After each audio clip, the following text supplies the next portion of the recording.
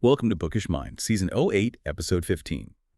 Are you ready to transform your holiday party dread into delightful discussions and navigate social gatherings with newfound confidence?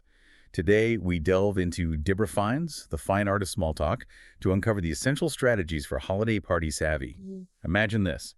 You're at the annual holiday party, maybe eggnog in hand, when suddenly you spot, oh, that one relative or maybe a distant colleague.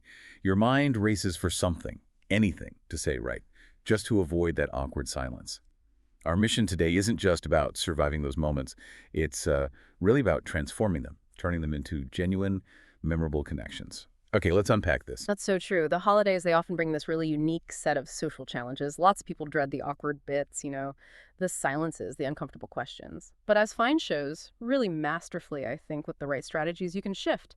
You can go from feeling hesitant to, well, genuinely engaging, turning potentially tedious interactions into actually delightful conversations. All right, let's jump right into what Deborah Fine calls conversation killers.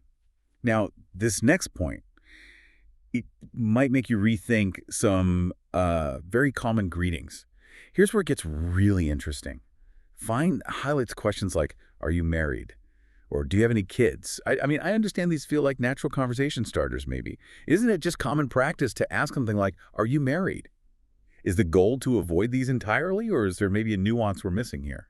That's a really crucial point. The insight here isn't just about avoiding a no answer, though that's part of it. It's more about recognizing how these binary, very personal questions can force this sort of interviewee dynamic. Okay, like an interrogation. Exactly. Instead of fostering an authentic two-way exchange, it kind of shifts the burden onto the other person to explain their life instead of just inviting them to share comfortably. Yeah. It's the assumption behind the question that often creates the barrier, you see. That makes perfect sense. So moving from those highly personal questions, Fine also cautions against specific, maybe job-related inquiries like, how's your job at specific company? Right, because it assumes they're still there or that they want to talk about it. Or even culturally insensitive greetings like, Merry Christmas, what are your Christmas plans? I mean, thinking about it, not everyone celebrates Christmas. Exactly. These questions, they can feel intrusive or they lack inclusivity. They inadvertently create barriers rather than opening doors, hindering that genuine connection we're aiming for. This raises an important question for all of us, really. Are your words inviting conversation or maybe subtly shutting it down before it even begins? It really makes you think about how many assumptions we make, doesn't it? Just sort of automatically. So, okay, after steering clear of those conversational landmines, how do we build bridges instead? What are the tools Fine gives us to truly open those doors? That's precisely where her top 10 icebreakers come in, and these are really designed to invite, not interrogate. Yeah, she provides so many great options. A standout opener she suggests is, what is your connection to the host or the event? That immediately gives you a shared context, right? Common ground. Or something broader like, what do you enjoy most at this time of year? I mean, everyone usually likes something about the season. Or dislikes something, which can also be a conversation. True. You could also try, how does this season affect your work?